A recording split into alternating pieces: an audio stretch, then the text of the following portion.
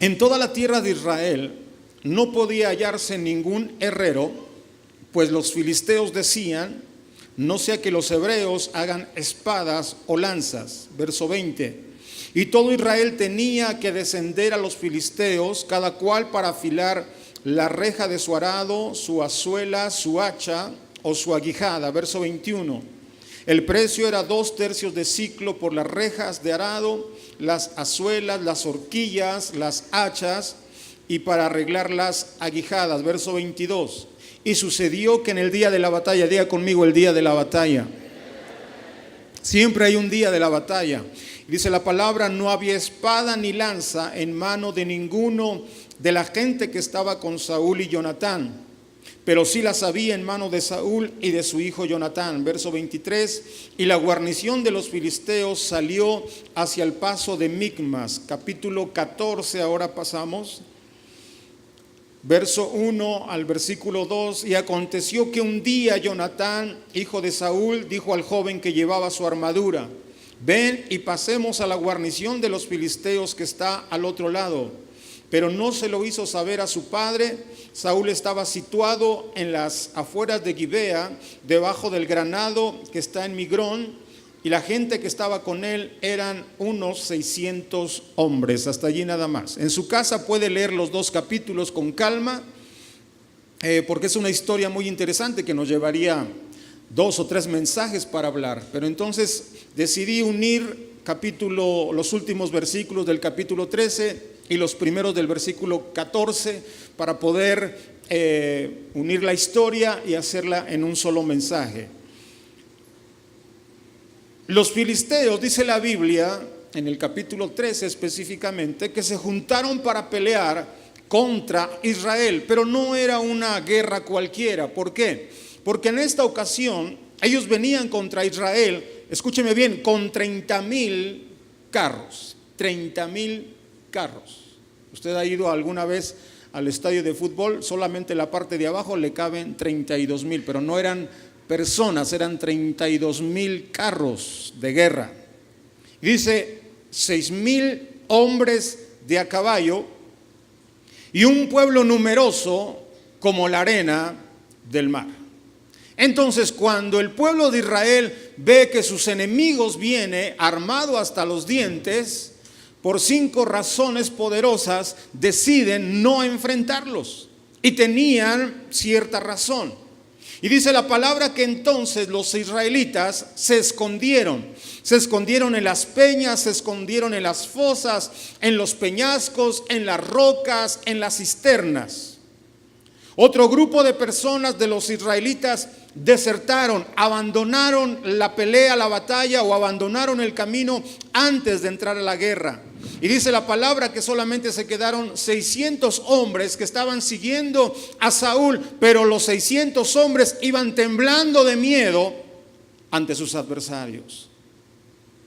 Hermano, es lo que algunos cristianos tienden a hacer en tiempos de guerra, porque yo le dije, siempre hay un día de la batalla. Pablo dijo, cuando viene el día malo es el día de la prueba, el día malo es el día de la batalla, es el día de la lucha, es el día cuando tenemos que enfrentarnos a situaciones de la vida. Y hay muchos cristianos que en vez de enfrentar sus luchas, sus batallas, se esconden en las cuevas de la desgracia, del conformismo, de la enfermedad.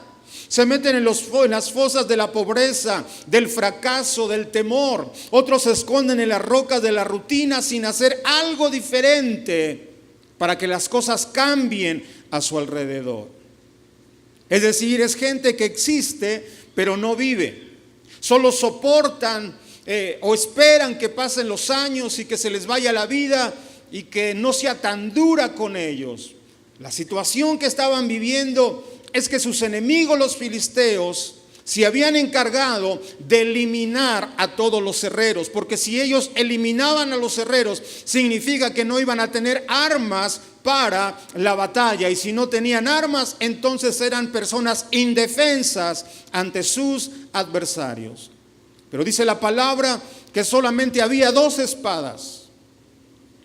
En toda una nación, en todo un pueblo, solamente había 2 espadas. La espada de Saúl y la espada de Jonatán. Cada quien le iba a dar el uso diferente.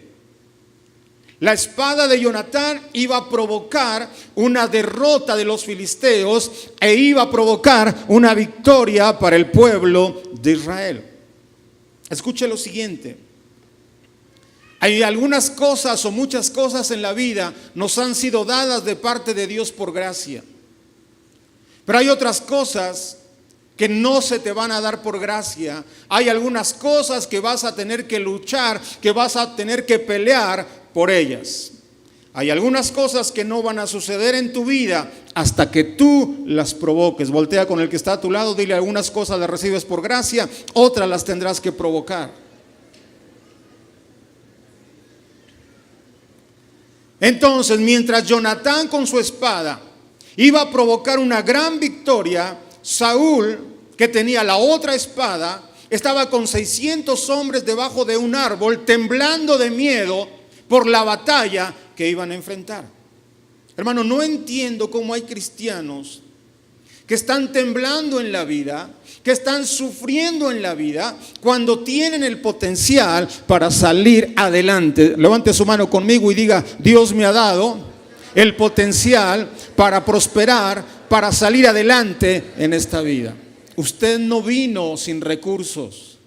Cuando Dios permitió que usted naciera, Dios lo dotó con todo lo necesario para salir adelante en esta vida.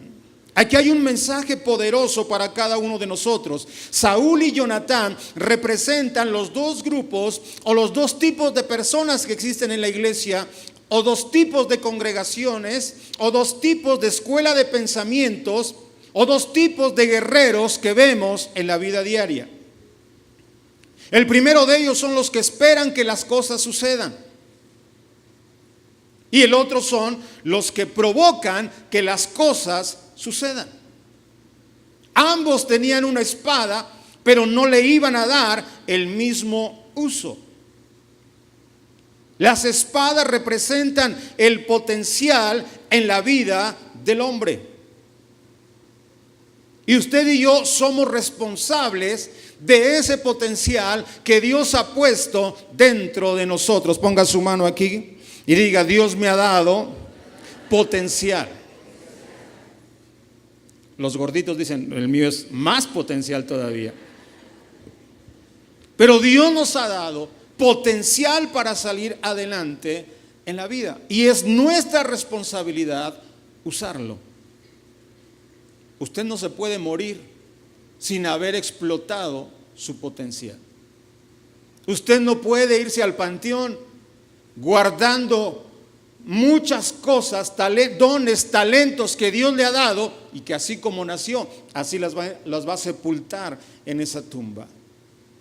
Así que primero tenemos a los que esperan que las cosas sucedan. Los que iban con Saúl se veían unos a otros, pero no hacían nada. A veces veo familias que están batallando, que están sufriendo, y solamente se ven la cara uno a otro, pero no hacen nada para solucionar su situación. Se ven unos a otros y dicen: pero no tenemos ni para comer, pero nadie hace nada para solucionar el problema. O se ven unos a otros y dicen: estamos a punto de perder el coche, estamos a punto de perder la casa, pero nadie hace nada. ¿Conocen gente así? Sí, estoy hablando de sus vecinos, de sus amigos, de otros, menos de usted. Hay gente que tiene el potencial necesario para triunfar en la vida, pero no hace nada para lograrlo.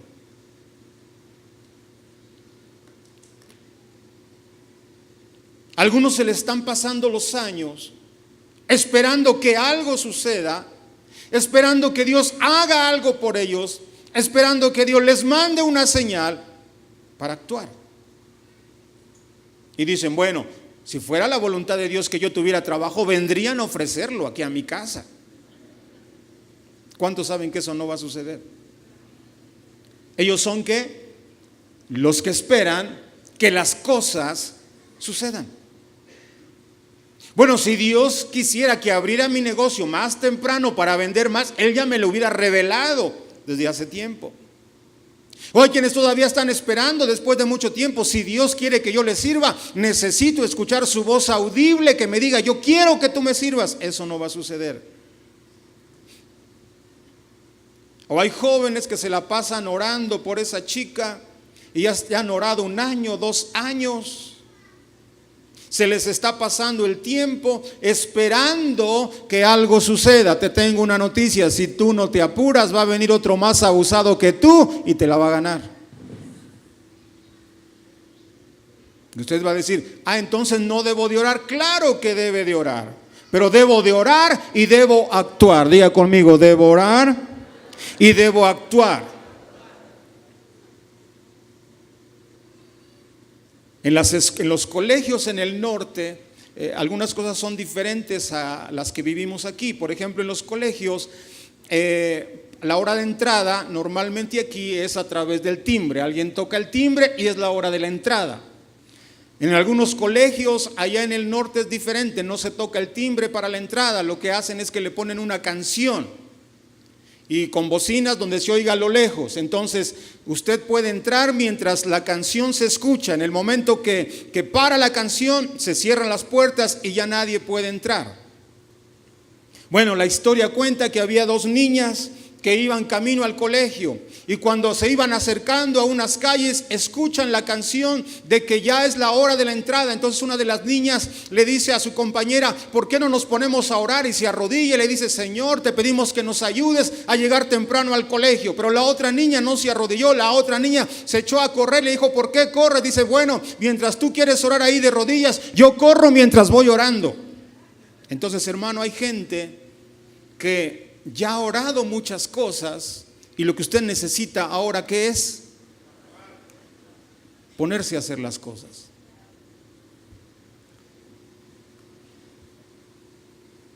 No es malo orar, pero usted necesita orar y actuar. Pero no se acomode en este tipo de personas que están esperando que las cosas sucedan. Es decir, quieren las cosas buenas de la vida, pero no quieren mover un dedo.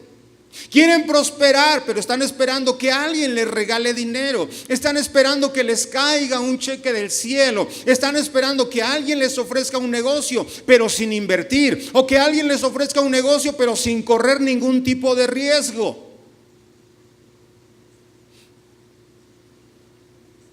Dios le quiere bendecir, pero hay cosas que usted va a tener que provocar. Hay iglesias que dicen, si es la voluntad de Dios salvar las almas, entonces Él las va a traer. No, el Señor dijo, por tanto, id. Entonces, no podemos quedarnos cruzados de brazos esperando que las cosas sucedan. Es decir, este tipo de personas optan por una vida cómoda, donde no se requiera esfuerzo, donde no se requiera sacrificio. Y no es que te vas a ir al infierno si eres ese tipo de personas, pero seguro estarás dejando pasar grandes oportunidades porque no quisiste luchar y no quisiste provocar aquello que pudiste obtener en la vida. El potencial que hay dentro de ti es la respuesta para la crisis que estás viviendo. Y en los momentos de crisis, en los momentos de lucha, en los momentos de pelea, Dios ha levantado gente como Jonatán. ¿Cuántos quieren ser como Jonatán? Lo peor en la vida es tener una espada, es tener potencial y no usarlo. La peor tragedia de una persona es abortar su potencial. Así que el problema no es la crisis. El problema no es que pierdas el trabajo. El problema no es que el negocio vaya muy bien. El problema no es ese. El problema es cómo reaccionamos a una crisis. Entonces tenemos a los que esperan que las cosas sucedan y tenemos a los que provocan que las cosas sucedan. Diga conmigo, yo seré de los que provocan las cosas. Ahora, si usted lee esta historia, Jonatán no tenía mucho, pero lo puso a disposición de Dios, que él sí podía hacer mucho a través de lo que él poseía. Así que no importa si tienes poco, si tú lo usas, eso poco en las manos del Señor va a hacer cosas grandes y poderosas a tu favor. Y es que, hermano, en Cristo Jesús, usted y yo podemos ser mejores de lo que somos. Si usted es bueno, usted puede ser mejor todavía. Si usted tiene, usted puede tener más todavía. Si usted está haciendo, usted puede hacer más todavía. Porque en Dios no hay límites. Los únicos límites son los que usted se establece. Así que podemos salir adelante de cualquier situación donde nos encontremos y marcar la diferencia si somos de aquellos que provocan que las cosas sucedan. ¿Cuántos quieren aprender cómo provocar las cosas para que sucedan? Número 1, ¿qué es lo que nosotros tenemos que hacer? Diga conmigo, decisión. Dígalo fuerte, decisión. Tenemos que tomar una decisión. Esto implica decidir ir hacia adelante. Hay que hacer algo. Hay que definirnos en la vida. Tienes que decidir salir de esa condición. Tienes que decidir superarte. Tienes que decidir prosperar. Tienes que decidir levantarte de esa condición en la que te encuentras. Digo, y no es que las tragedias no duelan. No es que las pérdidas no duelan. Pero tú no puedes dejar pasar los meses o los años llorando por las pérdidas que sufriste en el pasado. Te tienes que levantar. Debes tomar una decisión de levantarte en el nombre de Jesucristo. En esta historia ninguno se atrevía a pelear, pero Jonatán tomó una decisión. ¿Qué hizo? Tomó una decisión.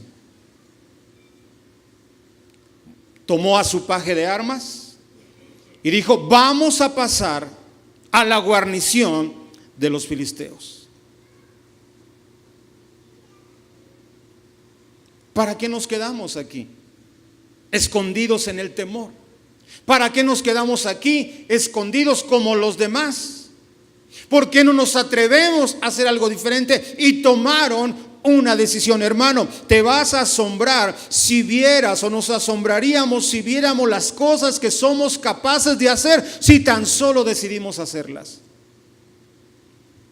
Porque cuando tú tomas una decisión, el potencial que hay dentro de ti empieza a activarse.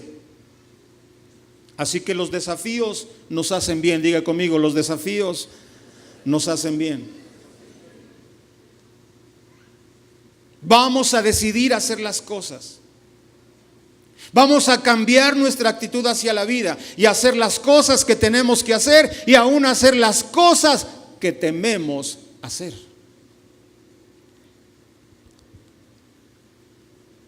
Porque yo siempre lo he dicho, lo he enseñado, las mejores cosas de la vida están detrás del temor. Pero si tú no te atreves a vencer tus temores, si tú no tomas la decisión, se te seguirá pasando el tiempo, la vida, sin aprovechar las grandes oportunidades. Necesitas levantarte de tu condición familiar, de tu condición de salud, de tu condición financiera y hacer algo para que las cosas cambien. Diga conmigo, decisión. ¿Qué más tenemos que hacer? Diga conmigo, asociación. Esto tiene que ver con relaciones correctas. Rodéate de gente correcta. Tus mejores amigos, aún dentro de la iglesia, deben ser gente de fe. En realidad, Jonatán no tenía su paje de armas, él tenía su paje de fe. Tenía a alguien que pudiera motivarle, que pudiera impulsarle, porque uno de tus enemigos pudiera ser la gente que te rodea. Aquellos que siempre te están jalando para que tú no escales en la vida. Aquellos que matan tus sueños, aquellos que matan tus anhelos por salir adelante. La semana pasada, después de predicar, soltamos una palabra profética sobre la iglesia, y parte de la palabra profética es que Dios le decía a la iglesia, vuelve a soñar otra vez, vuelve a soñar otra vez. Y la pastora al final se me acercó y me dijo, Julio, yo necesitaba esa palabra. Dice, porque hace muchos años una persona me quitó todo lo que yo tenía y mató mis sueños. Y yo cara a cara le dije, tú te vas de este lugar, pero quiero decirte algo, tú acabaste con mis sueños, tú mataste mis aspiraciones en la vida. Tú no necesitas este tipo de gente. Gente que daña con sus comentarios, con su crítica, con su murmuración, que en vez de animarte te desaniman. Esa no es la gente con la cual tú te debes asociar, porque te van a robar la fe. Y si ellos no sirven, ellos pretenden que tú tampoco sirvas. Y si ellos no progresan, ellos pretenden que tú tampoco progreses. Y ellos son pasivos, están esperando que con sus comentarios tú también seas una persona pasiva. Voltea con el que está a tu lado y dile: mucho ojo con quién te relacionas. Rodéate de gente que te motive. Rodéate de gente que te impulse en el sueño del Señor. La buena noticia es esta: cuando tú te mantienes soñando y creyéndole a Dios, y sabe el Señor que esa gente no te va a beneficiar, te va a perjudicar, Dios empezará a obrar y va a limpiar tu camino y va a quitar a este y va a quitar al otro, y solamente te va a dejar a la gente de fe que tú necesitas para alcanzar tus sueños. Gente que te va a impulsar para alcanzar las cosas que Dios puso en tu corazón. Así que te doy un consejo: no camines con gallinas, camina con águilas. Voltea con el que está a tu lado y dile: no camines con gallinas. Dile: camina con águilas. Y no soy americanista, claro. Sí, porque algunos dicen: el pastor ya cambió de equipo. No. Cruz, cruz. Y usted ya sabe lo demás. Rodéate de gente que te celebra, no de gente que te tolera. Rodéate de gente que se va a gozar con tus logros, que saben impulsarte en un momento determinado. No camines con gente que te roba la fe, camina con gente que contribuye a tu sueño, que contribuye a tu desafío. ¿Por qué te digo esto? Porque es obvio. En la vida tú no lo vas a lograr solo. No existe nadie en la vida que lo haya logrado solo, ni en la Biblia existe uno que lo haya logrado solo. Tú vas a necesitar personas de fe que activen el potencial que hay dentro de ti. Así que si tu amigo o tu amiga está cerca de ti, dile: más vale que te conviertas en una persona de fe, si no el Señor te va a hacer a un lado. Necesitamos gente que nos motive. Necesitamos asociación de personas que tengan los pensamientos correctos para nosotros. ¿Qué más necesitamos para provocar una victoria? Diga conmigo: desafíos. Diga conmigo otra vez: desafíos. ¿Cómo se llama esta casa? Desafío, porque desafío es un nombre profético para nosotros. Si tú quieres provocar una victoria, entonces no huyas de los desafíos, acepta los desafíos. El problema del hombre o de algunos es que les gustan solamente las cosas fáciles. Les gusta jugar en el equipo, pero les gusta hacer los cazagoles. O sea, no quieren correr, no quieren ir y venir, no quieren fabricar la jugada, no quieren sacrificar. Lo único que quieren es que se las pongan allí cerca del área y meterlas. No, así no es la vida. Tú necesitas aceptar los desafíos de la vida. Hay gente que todo lo ve complicado. Usted le plantea un asunto y le dice: no, es que eso es demasiado para mí. No, es que yo no voy a poder. No, mejor póngame a una cosa más sencilla. Póngame algo más fácil. Este hombre, junto con su paje de armas, aceptaron el desafío y caminaron entre los peñascos, caminaron entre el peligro. Cualquiera hubiera dicho: está bien, vamos a pelear, pero busquemos un camino más fácil. Pero no fue así. Ellos aceptaron los desafíos porque los desafíos activan tu potencial. ¿Recuerdan a Caleb cuando él iba a tomar la parte de la tierra prometida que había recibido de parte del Señor? Él dijo: no, a mí no me den llanuras, a mí no me den un terreno sencillo, a mí denme una montaña, a mí denme donde está el peligro, donde está el riesgo. Eso es lo que quiero que me den a mí. Yo quiero lo difícil, lo fácil dénselo a cualquiera, pero a mí denme lo difícil. Porque ahí en lo difícil, hermano, es donde está lo bueno. Ahí en lo difícil es donde se sube la adrenalina y usted dice: wow, esto está especial este momento. Me gustó ir a Cuba la última vez porque tenías que meter medicamentos que estaban prohibidos, pero era para bendecir a los hermanos y tenías que llevarlos.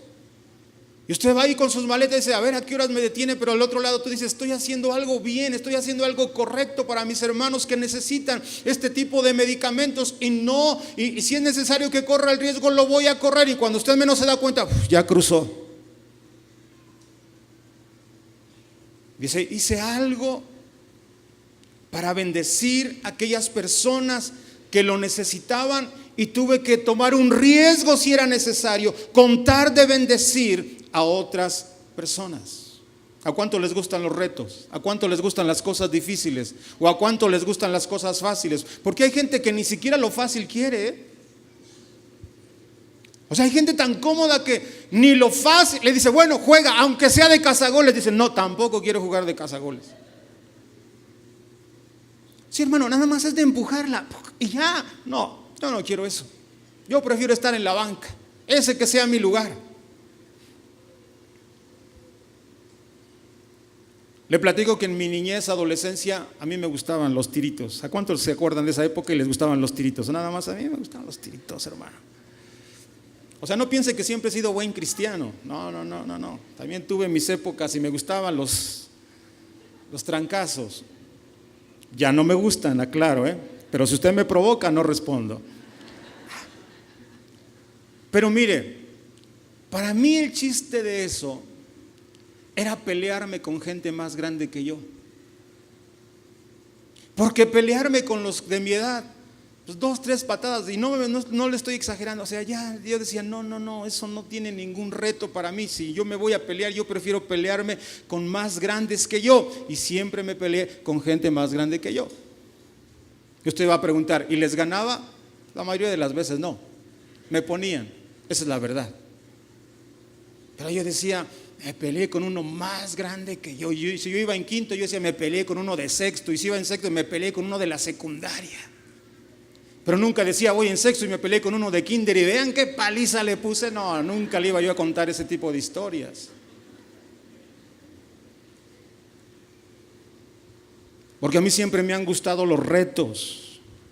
Y por eso esta casa se llama Desafío, porque un día Goliat se presentó ante David y él le dijo, te has atrevido a desafiar al ejército del Señor, porque a él y al pueblo del Señor siempre se les han presentado las situaciones difíciles. Quiero decirle algo, viene el Congreso y sé que algunos están diciendo, ¿y por qué no rentamos un lugar más pequeño? Eso es para las iglesias sencillas, eso es para las iglesias que no quieren retos, pero esta casa, por eso se llama Desafío Internacional, porque cuando más es el reto, más es nuestra fe y más fuerte nos hacemos en medio de las batallas en el nombre de Jesucristo. ¿Cuántos dan gracias a Dios por ser parte de Desafío? Dale un aplauso fuerte al Señor.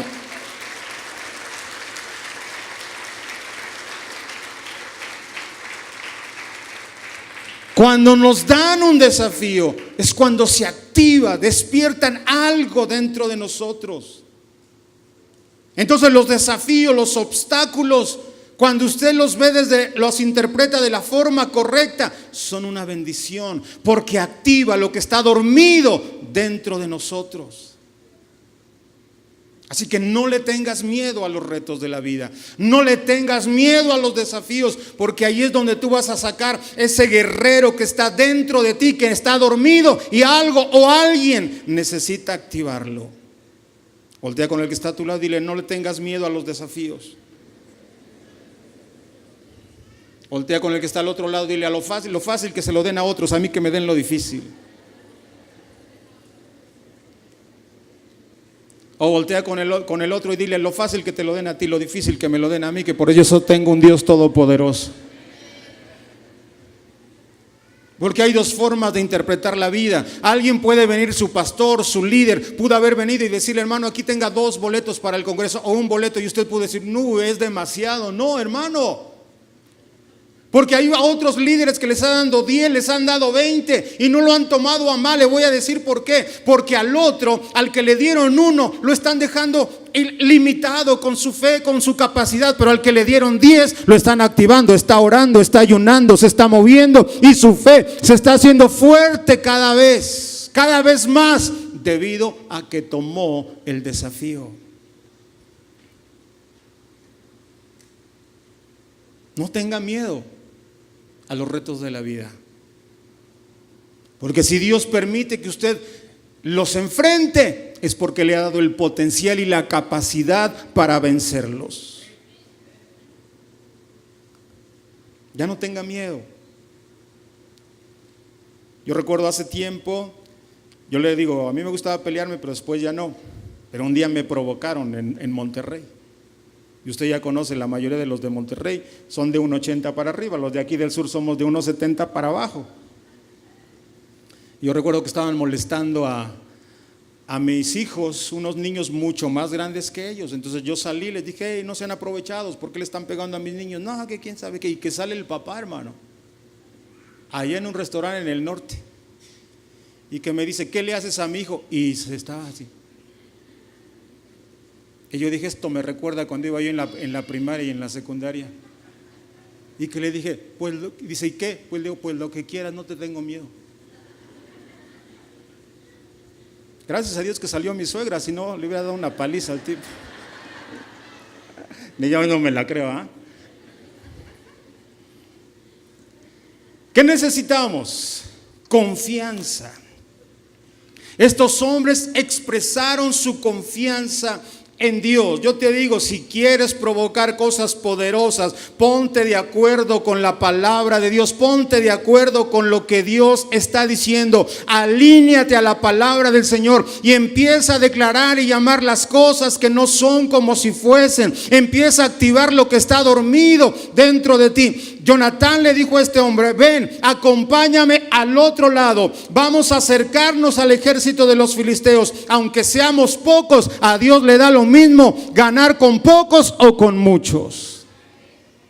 Y expresó su fe, expresó su confianza en el Señor. Así que para provocar que las cosas suceden, hay que hablar el lenguaje del cielo. Y el lenguaje del cielo es un lenguaje de fe. Tú y yo necesitamos volverle a creer al Señor otra vez y tener la convicción que Dios está con nosotros, a pesar de que en otro bando hay más. Pero si Dios está con nosotros, ¿quién contra nosotros? ¿Qué necesitamos? Diga conmigo, estrategia. Desarrollar una estrategia. Dijeron, vamos a pasar a estos hombres y nos mostraremos a ellos. Si dicen, suban, es porque Dios nos los ha entregado. Es decir, desarrollaron una estrategia. ¿Quieres que tu negocio crezca? ¿Qué tienes que hacer? Desarrolla una estrategia. ¿Quieres salir de tus deudas? Ora, pero desarrolla una estrategia.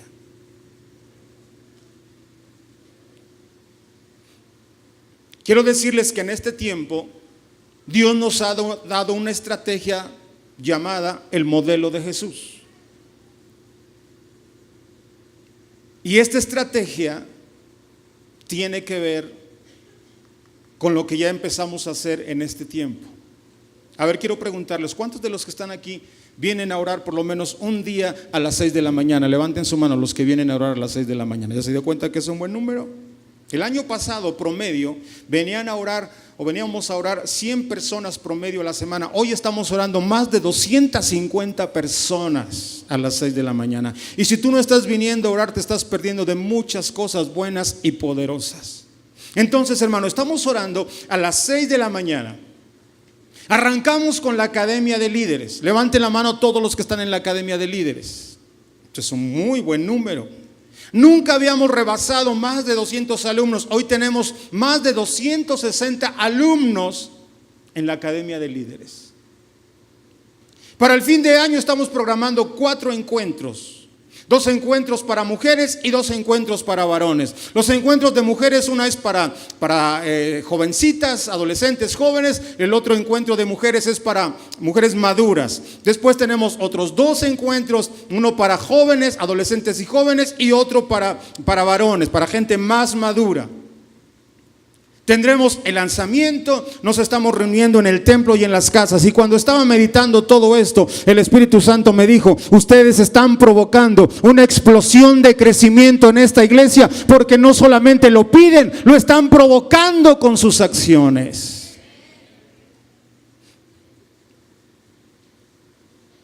Todos los que tienen grupo en casa, tú puedes optar por ver a los mismos de siempre, o decir: vamos a hacer algo para crecer.